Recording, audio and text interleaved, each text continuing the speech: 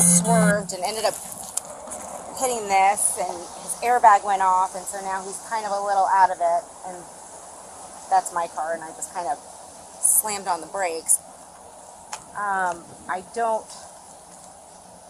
I didn't see anything that happened. I have absolutely no idea. Okay. Let me talk to him real quick. What's his name? George Cruz. George Cruz? Okay. Did somebody call you? Yeah. The whole neighborhood. I'm working the special detail in here, and everybody keeps driving up to me. Oh, so, really? yeah. So, yeah. Hey, babe, how you feeling?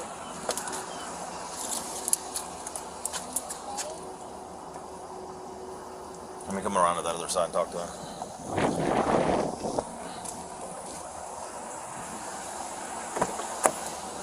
Hey, how you doing? Good. How are you? I'm good. Can you tell me what happened? I was coming through the gate and somebody cut me off and blew right past me, and I tried to hit my brakes and curve around them and just cut a curb. Okay. So you're saying that somebody was going around you? Somebody cut. Our whole road's being ripped up, so they try to curve around me. So I hit my brakes and I just swerved over her. Okay. All right. Why's your shirt wet? What's going on with your shirt? Is it sweat? It's a sweat. Because from the airbag? The airbag just. Well, the airbag doesn't have water in it, so. It doesn't have water. Why is there water? Because I'm stressed. Stress. Okay. All right. We got EMS coming to check you out. Okay. All right. So just stay in the car for me. Do you have your license on you? Do you need EMS? I don't need EMS. Well, we'll have them at least come check you out. The airbag deployment and stuff like that, you want to have them at least looked at. I live a half mile from this house. Okay. All right. Just hang out for me, okay? I'll be back with you in a second. Okay. It's just easy, simple, single vehicle crash. You need anything from me?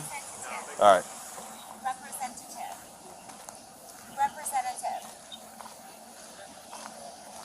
I love that everything is technological nowadays. Yes, live agent, please. Thank you. Okay. This deputy's going to do a traffic crash, single vehicle. You understand your husband could go to jail for intoxicated driving, so you need to just talk to him about that. He's obviously impaired. It's obvious. This kind of crush depth for this kind of crash, he was not doing the speed limit that this road requires.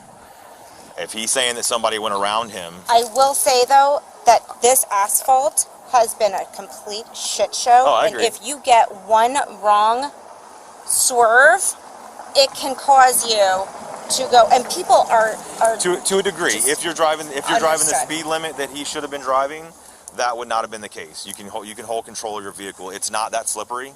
I've driven up and down this road for the last 4 hours, okay, at the posted speed limit, and I've had no issues controlling my vehicle. Hello? Okay. Oh, I'm so sorry. Hang on one second. So just be mindful of that. I know who your husband is, okay, and this could have turned out very badly, and he just needs to be more cognizant of that. Yes. All right, whether or not somebody cut him off or not, we'll take that with a grain of salt. But the speed that he was driving was not the speed limit. It was well over the speed limit because there's over 2.5 feet worth of crush damage on this tree. This truck only weighs about 6,000 pounds.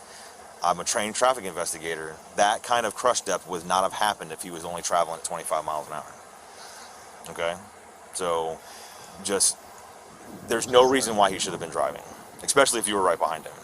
I mean, you guys are very aware of how this law works.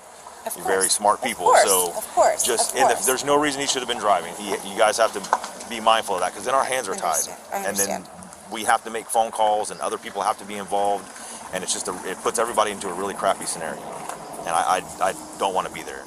The benefit here is that nobody out of the 7 people that stopped and told me about this, nobody stayed to say he was in that car. Had that been the case, my traffic units would have been here, worked the crash, worked the DUI, and he would have gone to jail, because he was obviously impaired. Nobody that's driving a car that has all their faculties about them wouldn't know where the water came from on his truck, on his shirt. It's because he had a drink in his hand, and when he crashed, the drink went all over him. And an airbag, this crash in and of itself in the airbag wouldn't put somebody into that big of a loop that he didn't know what happened, and it's because he's intoxicated. So please, please, please have a very candid conversation with him about it, that this could have been very, very bad for him. Yeah. Okay? I don't appreciate being not given factual points about what happened. I've never been in this situation. I know, and that's why I'm telling you. The way to get out of the situation is nobody drives. We have Uber, we have Lyft, we have places that'll pick up your car and tow it for free. You're with him. I imagine you were with him. I was a couple minutes behind him. Okay, so.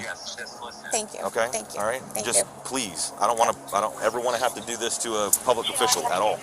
Okay. All right. He's gonna do the crash. It should be fairly quick. He probably won't stay. You'll just have to stay and wait for the tow truck to get here and pull the car off. Yep. There's no property damage or anything, so Greyhawk doesn't even have to be involved. So it should just be you and your insurance at this point. Okay? Okay. Thank you. All right. Be careful. Thank you.